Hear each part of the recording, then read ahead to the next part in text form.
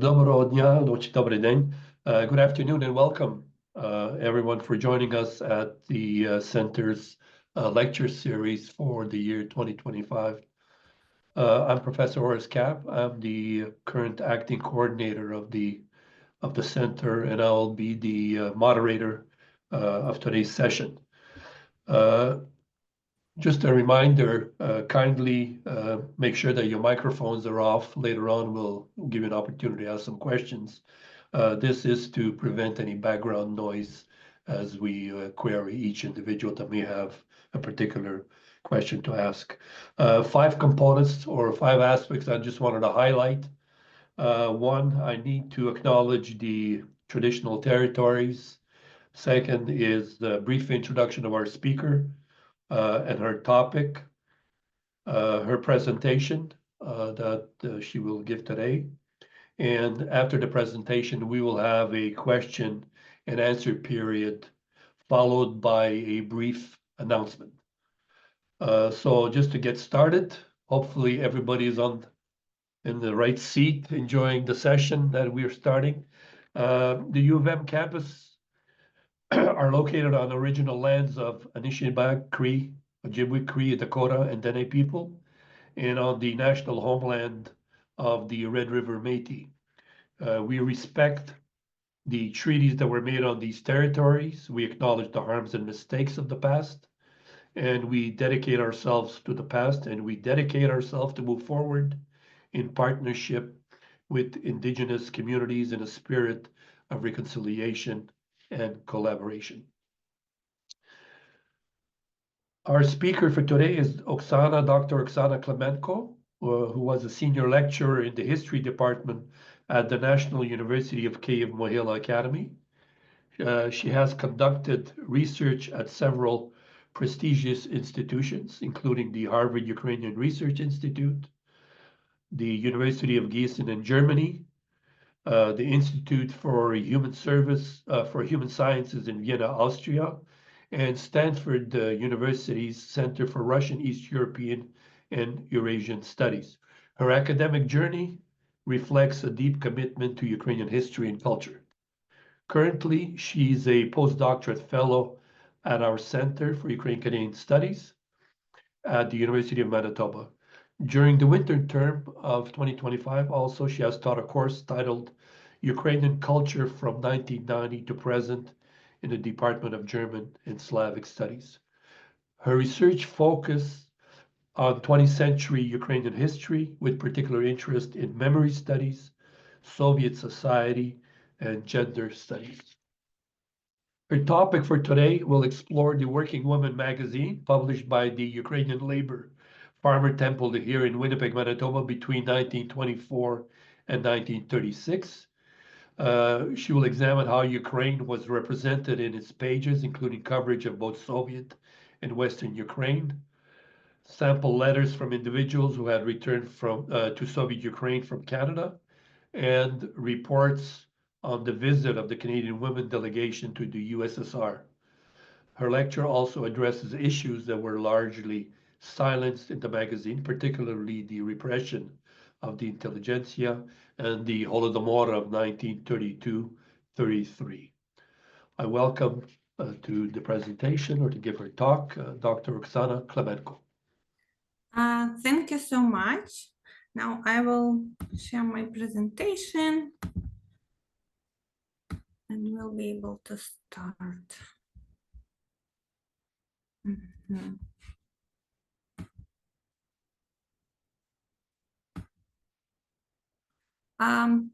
Does it work, right? Everything is okay? Okay. First of all, thank you so much for this opportunity to present my research. I would like to know that I began this particular project only last year. However, it's closely related to the topic of my doctoral dissertation, which I conducted while studying and working in Ukraine, specifically at the National University of Kyiv-Mohyla Academy. After arriving in Canada, I became interested in how the construction of the Dnipro hydroelectric station, or Dnipro HES, was portrayed in the Canadian press. A substantial part of my dissertation focused on this topic, the construction of Dnipro HES and the memoirs of the workers who worked and lived there during construction. Therefore, it was a logical step to explore how this issue was represented in the Canadian information space, especially in the press published by the Ukrainian Labor Farmer Temple Association in Winnipeg. In the 1920s, following the 1990s workers' strike, Winnipeg emerged as a hub of the labor movement in Canada. This period saw the rise and distribution of a press network published by the Ukrainian Labor Farmer Temple Association, or just Labor Temple. In Ukrainian, it's called like Робітничий Дім, which was established in 1918. It should be noted immediately that various labor organizations existed in Winnipeg and throughout Canada. Here, however, I focus on the Ukrainian one. During the 1920s and 1930s, Winnipeg became home to various Ukrainian language publications such as Ukrainian Labor News, Farmer's Life, The Worker, and The Working Woman, among others. The Ukrainian Labor Temple was headquartered in Winnipeg with regional offices located in cities across Canada. The editorial office, administrative offices, and printing facilities were housed within the Labor Temple in Manitoba. Research on this institution is presented in the works of Orest Martinovich, Miron Momryk, Rhonda Hinter, Cassandra Lutsuk, and others. Additionally, members of the social movement, such as Peter Kravchuk, wrote on the Labor Temple activities. Here I just present some researches, of course. The purpose of my talk today is to examine the representation of Ukraine in the Canadian magazine The Working Woman, which was published by the Ukrainian Labor Temple in Winnipeg between 1924 and 1936. A forerunner of this journal was The Voice of the Working Woman, which was also published by the Labor Temple and existed for about a year in 1923. The Working Woman was published twice a month and had a consistent 30 pages per issue. As Peter Kravchuk mentioned, in 1928, this magazine had around 7,000 subscribers. It's important to know that the magazine was published in Ukrainian rather than in English. Moreover, the journals issued by the Labor Temple were not the only Ukrainian language publication in Winnipeg or in Canada in general, as various Ukrainian Canadian religious communities also had their own periodicals. Very often members of the same family should read both the labor press and newspapers on religious topics. After all, the church at the time also played a significant role in shaping the identity of Ukrainian Canadians. Analyzing The Working Woman, it's worth asking what topics were covered in the publication, who its readers were, and indeed who the authors and editors were. However, first and foremost, attention should be drawn to the very little title of the magazine. A periodical with the same name had been launched by the Bolsheviks in 1914 and later continued in Soviet Russia, which was several years before the publication of The Working Woman began in Canada.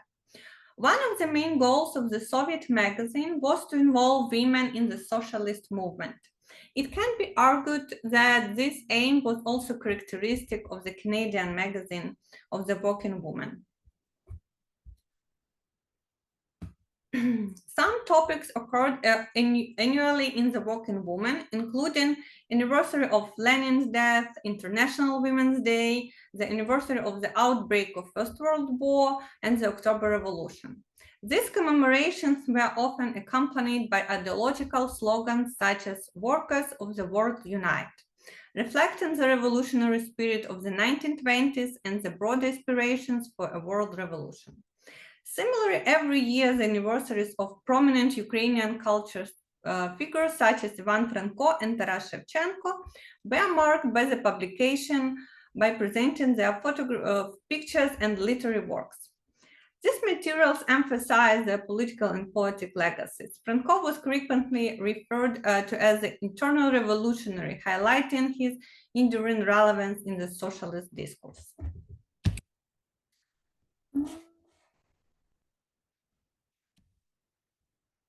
The working woman reported on the activities of the Labor Temple, particularly its women's section. There also were articles about the children's schools at the Labor Temples, as a school of Ukrainian folk dance, and the girls' orchestra that was active in Winnipeg, among many other topics. I also have several photographs that illustrate its activities. In analyzing this magazine, it's worth mentioning in more detail who exactly it was intended for. As I have already noted, considerable attention in the publication was devoted to covering the activities of the Labor Temple, particularly its women's section. Therefore, the main readers of this magazine were likely workers, or more precisely female workers, primarily of Ukrainian origin, who were members of the Labor Temple. More broadly, the potential readership included the working class and the Ukrainian Canadians. Considering the connection between the women's section of the Labor Temple and the magazine The Working Woman, it's necessary to explain the goals conveyed by the women's section through the Working Woman. Let's turn to a letter published by the women section when it declined to participate in the political conference of labor women in Winnipeg in 1930. Our goal is to organize working women of Ukrainian nationality from both cities and villages to overthrow capitalist exploitation and establish workers' and farmers' rule in Canada. We are ready to unite with the general left-wing labor movement in Canada for immediate struggle against imperialist war. To unite with men and young workers to build a strong unemployment organization that would demand work wages. We believe that working women do not have separate interest from the working class as a whole, and we view feminism as opportunistic and harmful to the working class. Such declarations are not unique. On the contrary, they clearly demonstrate the connection between the Labor Temple and the USSR. This perspective on feminism aligns closely with the Soviet view on the rights and duties of women, in particular the works of Nadezhda Krupskaya and Alexandra Kollontai from the early 20th century already contain the idea that female workers should be part of unified proletarian movement rather than a separate women movement. As I already mentioned today, the Ukrainian Canadian press, like other Ukrainian organizations in Canada, was diverse. The women's section of the Labor Temple was also not the only Ukrainian women's organization in Canada. The Ukrainian Women's Association of Canada was established in 1926, and then in 1930, the Ukrainian Women's Organization of Canada was established. However, it was the women's section of the Labor Temple that had a distinctly socialist orientation.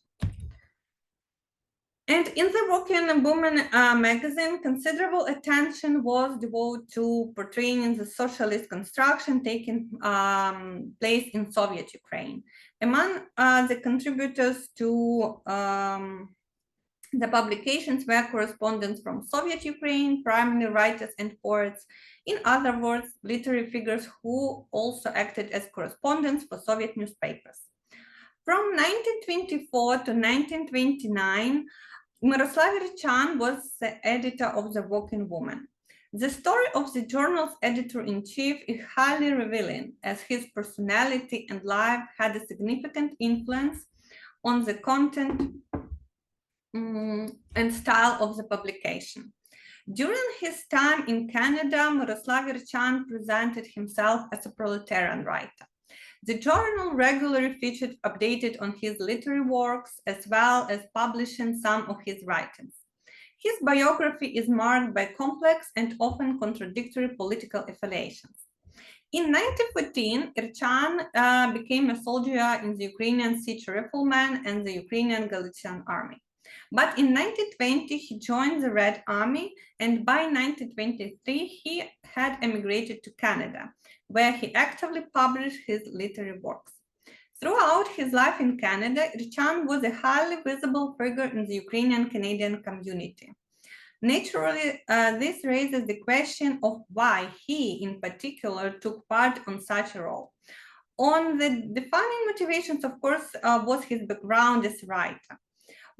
On the other hand, his past, specifically his service in the Ukrainian siege riflemen, might not have been viewed as controversial, but rather as an example of a person who not immediately, eventually joined the Bolshevik side in order to, so to speak, acknowledge his mistake. The Soviet authorities actively used such examples in their propaganda.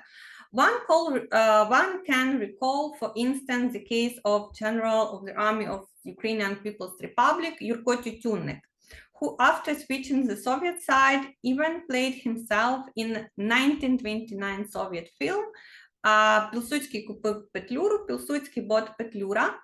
In one of the issues of The Working Woman, I found in an article that Yurko Tyutyunnik wrote specifically for publication in this magazine about his meeting with Hetman Pavlo Skoropadsky, the leader of Ukraine, in 1918 during the period of the Ukrainian state. Of course, Irchan's case was different, but certain similarities can be observed. Speaking specifically about Miroslav Irchan, in 1929, he returned to the Soviet Union, where he continued his journalistic activity, particularly in the Canadian magazine The Working Woman, covering life in the USSR. In 1913, he attended the trial of members of the so-called Union for the Liberation of Ukraine, which also became the subject of several of his publications. In 1933, following personal conversation with Pavlo Postyshev, head of the Central Committee, Irchan was arrested. He was sentenced to 10 years in a labor camp. While in the Gulag, he collaborated with the director Les Kurbas, particularly on theatrical productions. In the 1920s and 1930s, Kurbas led the Artistic Association Brazil, known for its avant-garde approach to theater. A detailed analysis of the creative collaboration between Irchan and Kurbas is provided in the work of American scholar Michael Fowler. After the ideological climate in the USSR shifted, attitudes toward Irchan changed significantly, including in Canada. Notably, in 1936, an article appeared in the Canadian version of in the Canadian magazine of The Working Woman, accusing him of distorting the image of the revolution and committing ideological mistakes in his writings.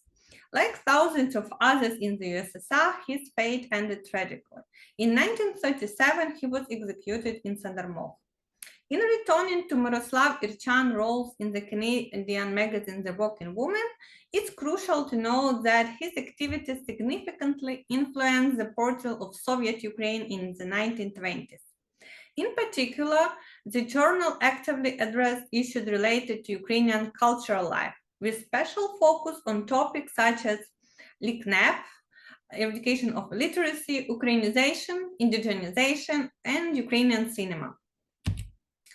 The 1920s marked a significant period of literary development. The Working Woman actively published works by Taras Shevchenko and Ivan Franko, like revolutionaries, and as well as by other writers active during the 1920s, such as Stav Vishnya and Vasil Blakitny. Another noteworthy aspect of this period was the coverage of prominent cultural figures, in particular Les Kurbas, who, as I previously mentioned, was described as one of the leading creators of the new revolutionary theater in Soviet Ukraine. This highlights the importance of theatrical art in shaping a new cultural identity. Equally significant during this period was the emergence of Ukrainian Soviet cinema. A key example is Venigora, directed by Alexander Dovzhenko. in 1928 under the All Ukrainian Photo Cinema Organization, or WUFCU. This film, like many others of the time, was screened internationally, including in Canada. The organization of these screenings was supported by the Labor Temple, among others. Publications on new social practices in Soviet Ukraine are also relevant to questions of culture. These issues were central to Soviet ideology at that time, as they reflected radical transformations, new Soviet rituals in everyday life and culture. In general, the introduction of new Soviet rituals took place as part of a broader context, including of anti-religious campaign. This issue was covered not only in articles by correspondents from the Soviet Union or the magazine editors, but also in letters from workers sent to the editorial office. For example, consider the excerpt from 1930 article, which called How Female Workers of the Ukrainian Republic Built a New Life, a miner's letter from Donbass. Our female workers are also fighting against religious superstition. They're working people to replace churches with educational institutions. In our city of Stalin, now Donetsk, 57,000 female and male workers out of 64,000 adults signed in favor of converting churches into theaters, clubs, and schools. Unfortunately, it's impossible to verify the authenticity of the authorship of this letter. However, what matters in this case is the message itself, namely that the anti-religious campaign enjoys broad support among the population and moreover is presented as a grassroots initiative. Additionally, the style of the letter is a vivid example of Novomova, on newspeak, Soviet new language. One of those characteristic features is militarism, which is evident here is the phrase fighting against religious superstition. Finally, it's important to note the format of this article. First, it's presented as a letter from an eyewitness, a Soviet miner, intended to signal to readers that what is written is truthful. Many readers could believe this truth, even though a lot of them had never been to the place described. Second, the credibility of the letter was reinforced by the idea that it was written by a Soviet worker to Canadian reader, who was potentially a worker as well. Also, I would like to draw your attention this Soviet post, it's illustrated in Soviet anti-religious campaign. And another picture is episode from movie Symphony of Donbass. This movie was created by Dzigavertov, and this topic about how to replace churches and create some clubs and so on, also presented in this movie.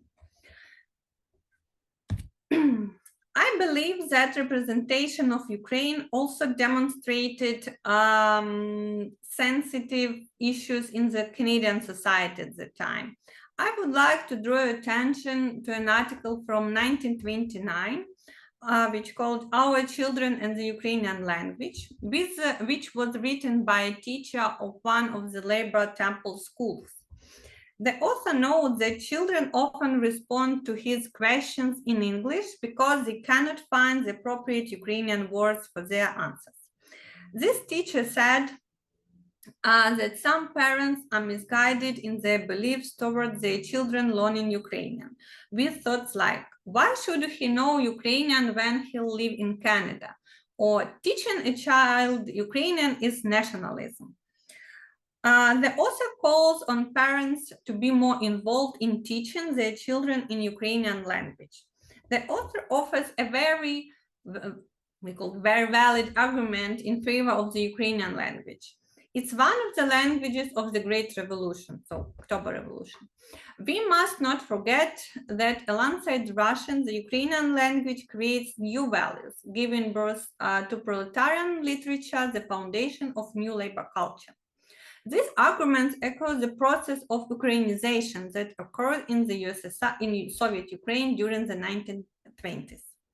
On the other hand, this question is also connected with the issue of the identity of Ukrainian Canadians.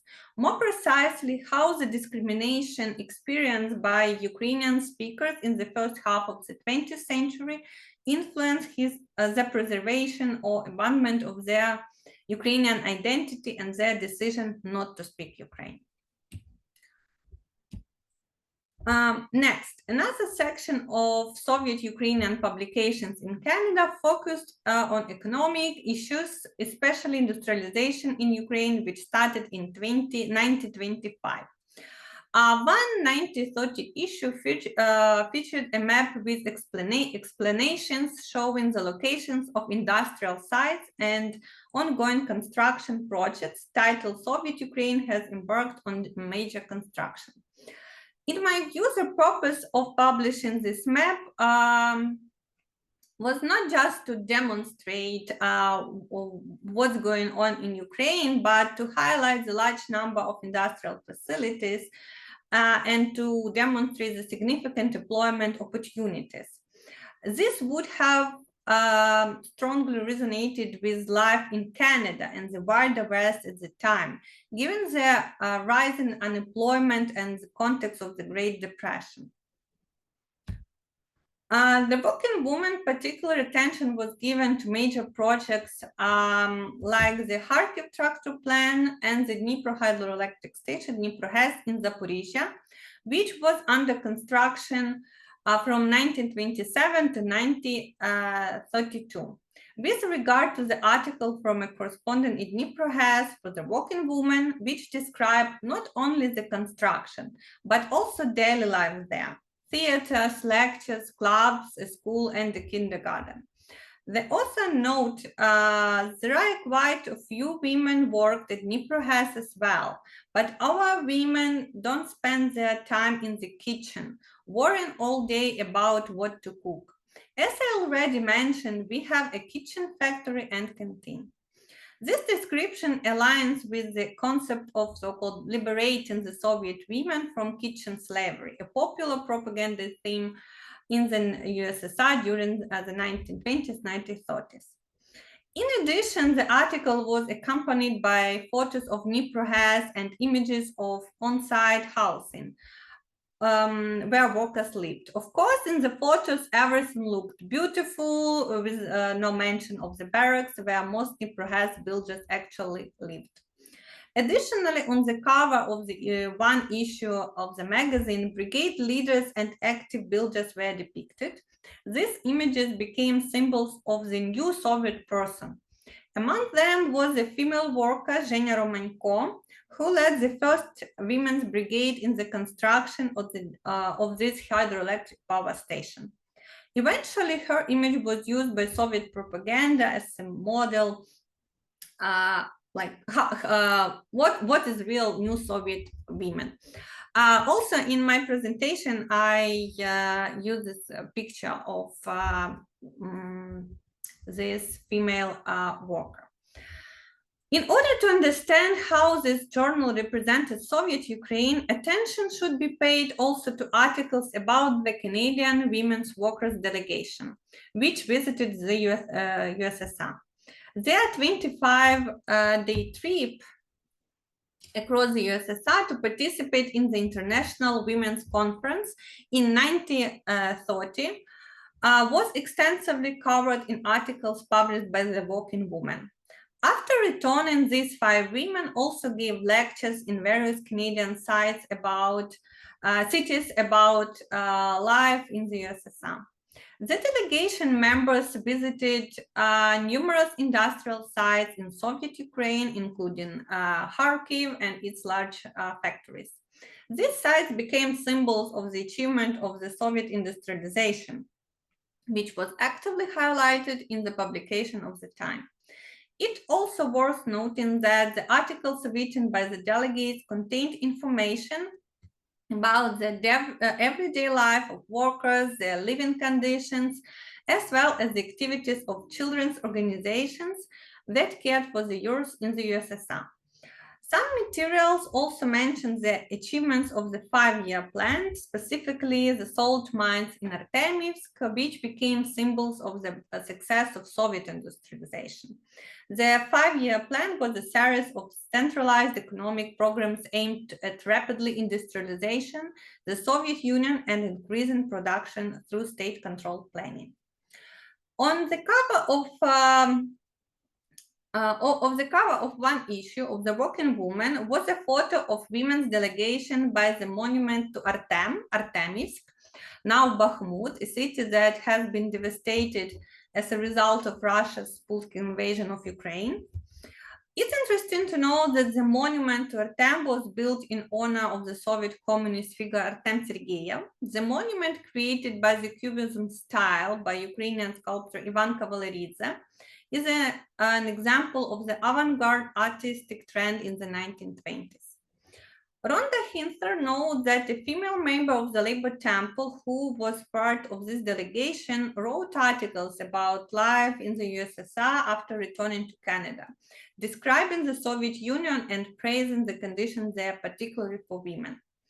It's crucial to mention that during their trip to Moscow and in general in Soviet Ukraine, Soviet Union, the delegates could be accompanied by special representatives who organized their visit, ensuring that they were shown the best achievements of Soviet Ukraine. As Stefan Plagenburg wrote, special guided tours were organized for foreign delegations to present the best image of the USSR. This led to the creation of an artificial image of Soviet Ukraine as a flourishing and happy state where everyone works for the benefit of society. Of course, articles written by the women who visit the USSR appeared credible by many Ukrainian Canadians, as a significant portion of the readership had never been to Soviet Ukraine, having either been born outside Ukraine or emigrated before it became Soviet. In addition, this journal continued to publish articles by Miroslav Irchan, who, after returning to Soviet Ukraine, sent articles about life and news from the Soviet Union. In particular, he contributed commentaries about the Union, so-called Union for the Liberation of Ukraine case. This refers to Serhiy Yefremov, the vice president of the Academy of Science, and 44 other scholars accused of anti-Soviet activities in 1929. Irchan attended court hearings that were held publicly in Kharkiv from 1929 to 1930. The Working Woman contains several articles on this topic. However, a significantly larger number of articles, including those by Irchan, appeared in the newspaper which I mentioned earlier, which was also published by the Labor Temple in Winnipeg, Ukrainian Labor News, or Українські робітничі вісті. However, the publications in the Canadian labor press about this case had so-called pro-Soviet tone and thus promoted a narrative that portrayed the Petlurivtsi, participants in the Ukrainian national movements of 1917-29 as enemies, contra-revolutionaries, and so on. Whether these publications had any impact and how Ukrainian Canadians reacted to them can be learned from the same labor press. From the December 1929 issue of the newspaper, I read about an event held at the Ukrainian Labor Temple in response to the Union for the Liberation of Ukraine case. Reportedly, around 1,000 Ukrainian workers in Winnipeg gathered at this event, denouncing the actions of Serhiy Yefremov and other scholars accused of anti-Soviet activities. From late March to early May 1930, in Ukrainian labor news, articles about the trial and the so-called confessions of the accused were actively published. In some issues, pages were filled entirely with this theme. Coverage of this case reveals a mixture of anti-nationalist, anti-religious messages, as well as the portrayal of the enemy as so-called servant of the West, planning to attack the Soviet Union. It's worth noting that this case was fabricated and its participants were sentenced to various punishments, executions, imprisonment, or exile to the east of the Soviet Union.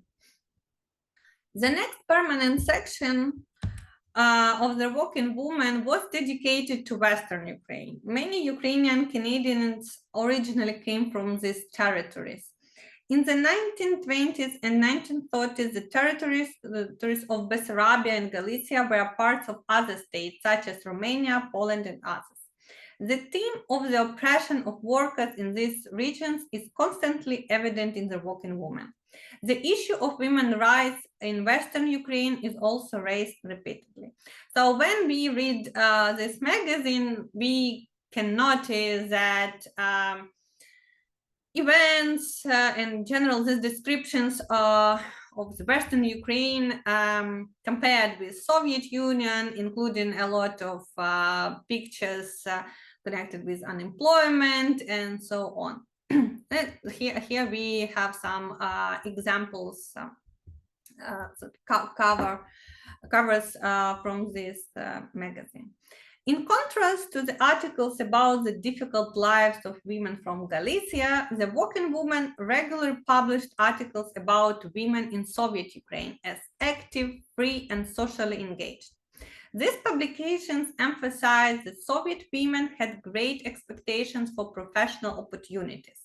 In particular, they highlighted cases where women worked in factories and mastered traditionally so-called male professions, such as combine operators and tractors drivers. One example was the image of present women driving a tractor. In addition to industrial work, the image of the Soviet woman was also associated with professional roles. Articles were published about women who became heads of village councils, studied in educational institutions, and participated in state governments. Women in the 1920s were portrayed 1930s as workers engaging in physical training or serving in the police alongside men. In the 1930s, particular attention was given to collective farm women as symbols of the new Soviet women, self-realizing within the collective farm system. In the 1930s, the covers of the journals increasingly featured photographs of women working on collective farms, accompanied by captions highlighting how women supported the idea of collectivization and how they contributed to bringing it to life. This same message was also present in the letters of Soviet female workers published in The Working Woman. Let us consider one example. In one letter from the USSR, a Soviet female worker wrote about the country's current task. Now, in the 30th years of revolution, the country faces enormous tasks that we must accomplish. The collectivization, along with the elimination of the kulaks as wealthy class. We know this task is difficult as all of us, adults and children alike, are struggling with it. Workers, women workers, wives of workers, members of the Komsomol and pioneers, all are engaged in this movement. Around 25,000 of the best and most progressive workers who completed preparatory courses have been sent to the villages. Of course, this article is filled with Soviet propaganda cliché, which the accuracy of details, such as numbers of sites, must certainly be questioned. However, the main message of the passage is that the implementation and of collectivization supposedly enjoyed broad support among the population, particularly among women. This claim of women's support for collectivization was one of the Soviet propaganda points of the 1930s. At the same time, protest by women against collectivization was taking place in the villages. so-called women uprising, or in Ukrainian, it's like Volinki, as documented in the research of Ukrainian historian Lyudmila Hrinevich. And here I use this picture from Working Woman, which should demonstrate that women not just work in the fields, but they also checked how others work, so in such way supported these collectivization ideas. Given the rhetoric typical of publications on collectivization, you can already anticipate that there were no articles about the Holodomor famine in Soviet Ukraine from the 1932 to 1933, that cause of death of millions of Ukrainians. In publications from 1933, there was an emphasis on the victory of Soviet Ukraine, particularly through the portrayal of a woman harvesting crops with caption, Soviet Ukraine has triumphed. However, without knowledge of the historical context, such as the Holodomor or repression, these materials create a one-dimensional impression. The issue of hunger, repression, of course, collectivization were not addressed, reflecting the censor's nature of such sources. However, let us turn our attention to another letter from Ukraine in 1933. It's a letter from a woman who emigrated from Canada to USSR. In 1933, her letter expressed confidence that this year would be the last year of hardship, although this journal by that time made no mentions of any hardships. On the contrary, the articles in the journal emphasized the achievements of industrialization and collectivization in the Soviet Union, improvements in living standards and working conditions, and the inclusion of women in the labor movement. The publications included quotes from Stalin's speeches such as "Life has become better, life has become more fun." Frequent reference to Stalin writings indicates the active formation of the cult of personality during this period. However, returning to the author of this letter, she's like very interesting figure because she moved from Canada to the USSR in 1932. Unfortunately, letters in the magazine were signed only with initials or with the first to last name, but without further details. As a result, it's very difficult to find detailed information or verify facts about this or other authors. Regrettably, it's hard to say under what circumstances this woman went to the USSR or whether she belonged to the category of foreigners who went there seeking work, like many American workers and engineers who joined the construction of new Soviet industrial projects, or if there were other reasons. Despite the fact that the publications of the Labor Temple remained silent about the Holodomor in Ukraine and instead presented the image of a happy life being built in the Soviet Union, some members of the Labor Temple, for instance, Danilo Lubai, did not believe this narrative, and thousands of members of the Labor Temple left these organizations in the 1930s. In the 1936, the working woman ceased to exist. However, the thematic role was taken over by Soviet Russia today. While the articles in the Working Woman focused on Soviet Ukraine, Soviet Russia today concentrate more broadly on the USSR as a whole.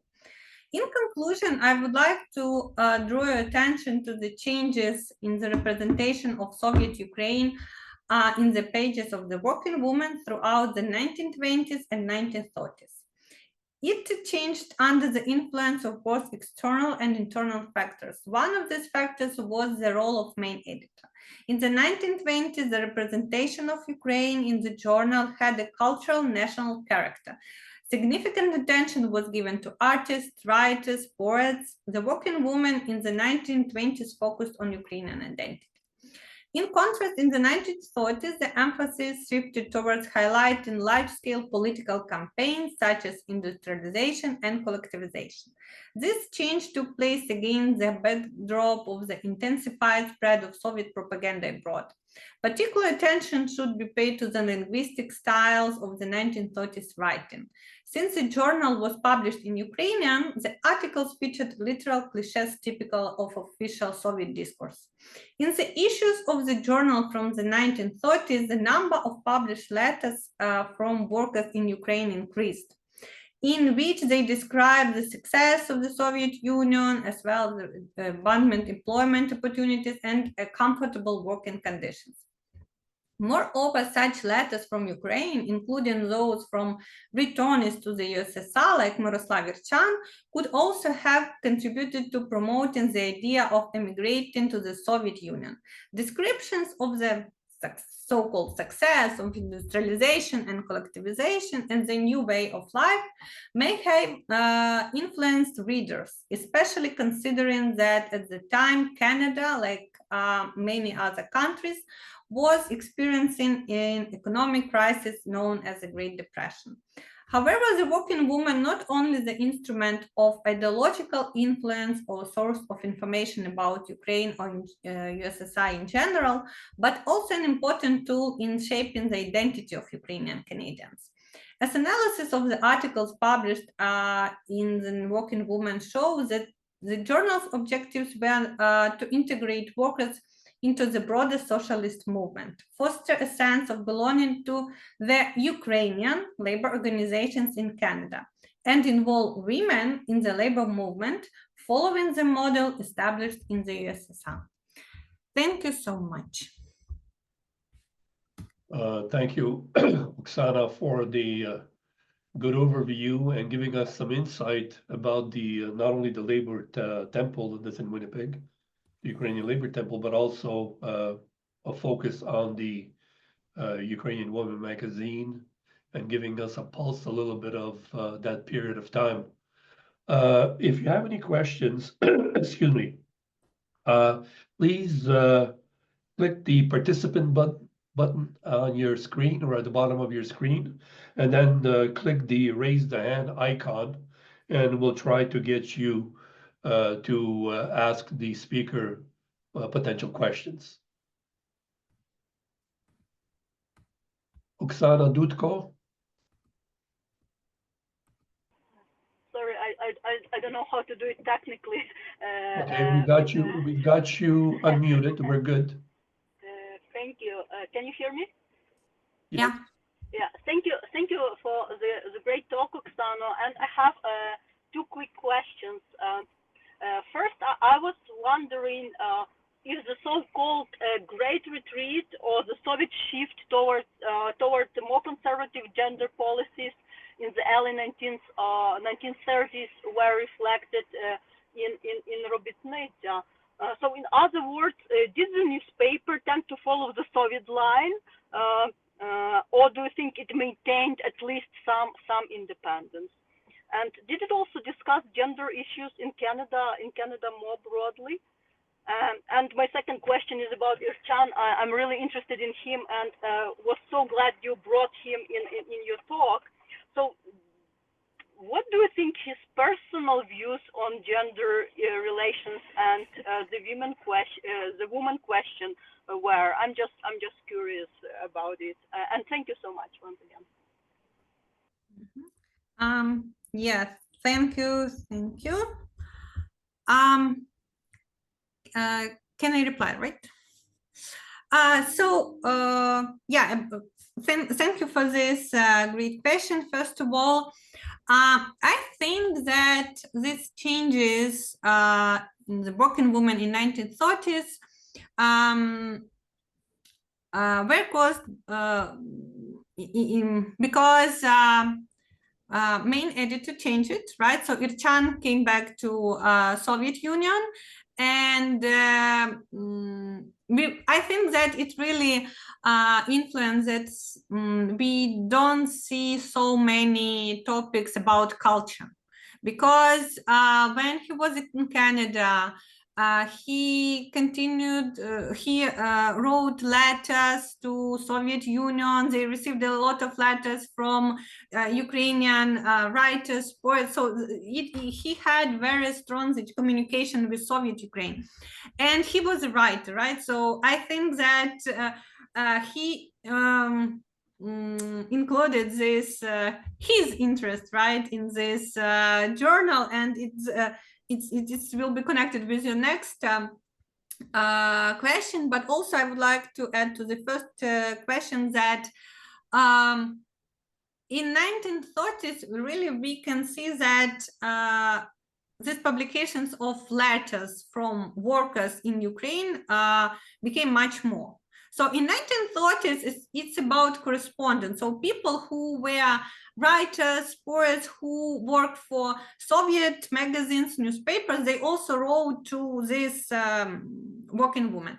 In 1930s, yeah, they continued to write, but we can notice this letters that more, I can't say much more, yeah, maybe it's necessary to do more research, like to it's impossible to count, right? But I think that in such way it was editorial office tried to demonstrate, oh, it's real, right? You see that worker from Soviet Union could read this letter to Canadian magazine, and I think that it's such people who believed in it, right? Because, oh, these people lived there, they told about truth. I can't say that all these letters were fakes, no. So it's about censorship in Soviet Union, editorial office here, and unfortunately, it's very difficult to verify, I mean, to check why these people wrote this letter. So about to find information, to find more information about these people, yeah, the authors of these letters. So I think that, yeah, we can notice these differences between working women in 1930s and 1920s. And in 1930s, also, we can say that industrialization, collectivization became like main topics in the working woman, right? And about Irchan and this gender aspect in Canadian society, it's very interesting because we can, yeah, this women head of this women section was women, but this editorial office of working women were just men.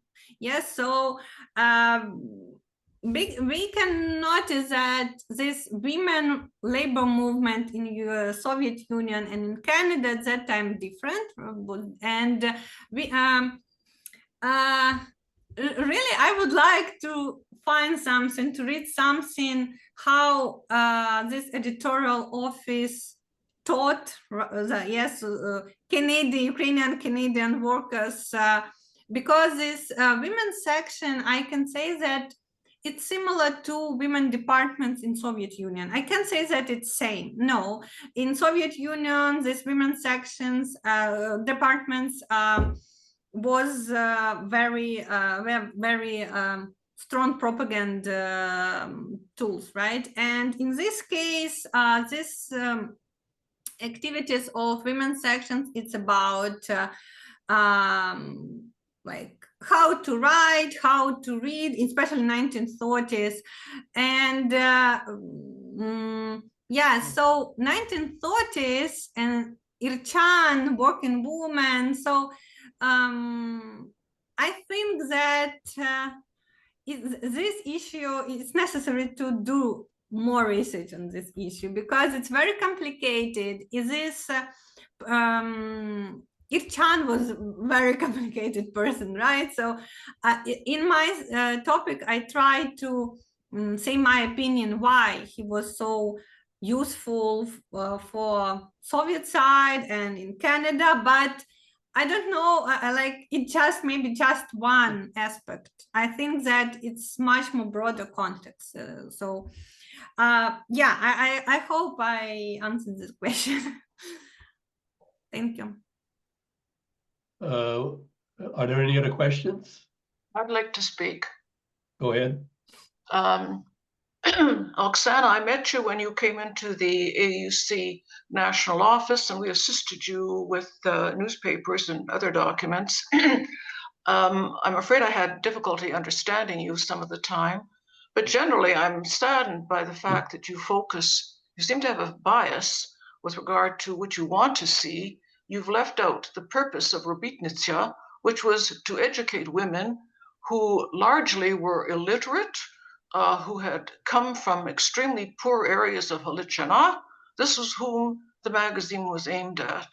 I asked one of our prominent leaders in the AUC whom the magazine was aimed at, because for me, the idea of working women is someone in a suit working in an office. And he said, all women. He said, whether you worked at home or in a factory or an office, this was whom the magazine was aimed for.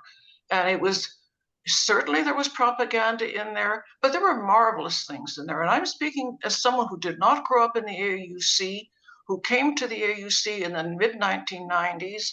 I did not study repression like you did, but I remember looking through it and marveling at the fact that they had articles on geography, astronomy, evolution, and yes, there wasn't a focus on what was missing, was what was typical of Canadian magazines, which is fashion, sports. They did not cover, they were not meant to cover things like that. They implied that women had a brain, that they could be developed. And when I go through the AUC archives and I see that 30 years later, a delegation from the women's section appeared before the Royal Commission on Women, on the status of women, and they proposed all sorts of things like access to abortion, equality for women in jobs, in pay, in university education. This is what impresses me, not what you're pulling out and focusing on. And my first research project was to look up Mikhailo Leonardovich. I had never heard of him. I went to the newspapers and I discovered he died in 1934. He was he wasn't the first editor, as you point out, Urchan was, but he was the second editor of repression. He died in 1934. Thousands attended his funeral, and people in the organization told me how much they adored him, and of course Urchan and Matthew Popovich. So my perspective is so totally different from what you get out of it, and it's understandable considering that I was born and educated in Canada, whereas you come from the Ukraine. Thank you. Mm-hmm. Thank you so much. Yeah, I agree that this journal includes a lot of topics, but the topic of my presentation today, it's about how Ukraine was portrayed in this magazine. So last year I delivered a lecture about this women, working women and Ukrainian labor news. And in my previous presentation, I said that this magazine includes different topics. Yeah, you're right. So it's about sport. It's how to take care of children. So about like activities on the labor temple, this women's sections. Yeah, but it's impossible to tell everything in one speech. And because when I prepared this, when I was preparing this presentation, I understood that unfortunately, I would like to add much more, but I have just one lecture, right? And I would like to clarify that it's about Ukraine in this magazine. Yeah, so I understand that this magazine is not just about Ukraine, but it's my like purpose today is this topic. Thank you, Oksana. We have time maybe for one more question. Anybody else? Here, I will try. Go ahead. My question is, you said from the 1920s, it was more cultural focus, and then by the 30s, I'm going to say it more industrialization. did you notice a difference, say, because prior that was more reproduction? Did you notice when the working woman for the industrialization in the magazine in the 1930s, was it, I'm going to call it the working mother? Did you notice that there was anything in the magazines that focused about the working mother? As opposed, as because they're a working woman and a mother too, right? So did you notice a difference between the 1920s and the 1930s? Yes, so this journal includes information about working mothers in Canada, right? 1930s, 1920s, 1930s. And it includes some examples about working mothers in Soviet Union. So, for example, that kindergarten were organized, so how women could be a mother, but also working woman, yeah, so worked some factories. So yeah, it includes, and it's, I think that if it's about Soviet Union, so it's late of 1920s and 1930s. Yeah. Thank you, Oksana. Are there any other questions? Maybe one more question.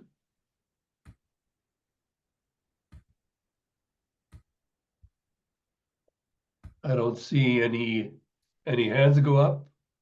Hopefully, in this short period of time, Oksana has given us at least an overview of her focus. I'm sure there's a lot of other information that could be highlighted through other sessions. But I want to thank you, basically, Oksana, for taking the time out to actually go through the archives and spend a little time out there and familiarize our audience with the journal itself and some of the information that you have shared with everybody. Just two announcements prior we close out. Please join us for the reading club, which is online on October 23rd at 12 p.m. The author is Molly Ann Waring, Paradise Acres, the Stryker Family Saga, published by Borealis in 2005. And then on Thursday, October 30th at 7 p.m., the Professor Araida and Mikhailo Tarnavetsky Distinguished Lecture will be held at the Cross Common Room, room 108 in St. John's College at the University of Manitoba, which is 92 Dysart Road. The topic will be Two Russian Invasions, a Century Apart, Echoes of 1917, 1921 in the current Russo-Ukrainian War. Our speaker will be Serhiy Yekelchik, who's a professor of history and Slavic studies at University of Victoria in BC, and current president of the Canadian Association for Ukrainian Studies. So folks, thank you for joining us. A warm thank you to everyone. Enjoy your day. Thank you very much.